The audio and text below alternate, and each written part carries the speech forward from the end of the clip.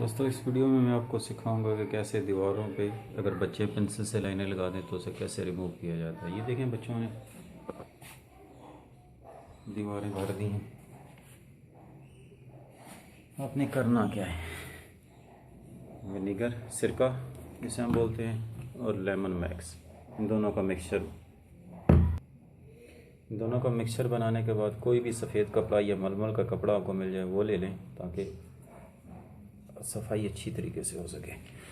अब आए आपको दिखाते हैं कि कैसे। ये देखें,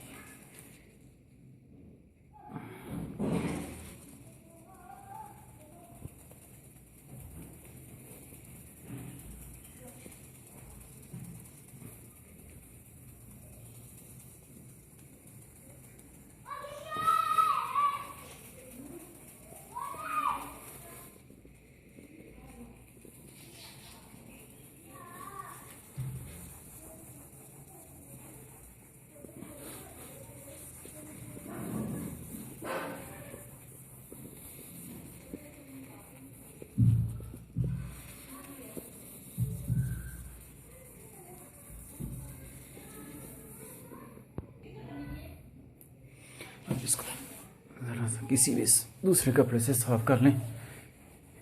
ये देखें, खुश्क होने के बाद बिल्कुल पता नहीं चलेगा कि यहाँ बच्चों ने लाइनें भी लगाई थी।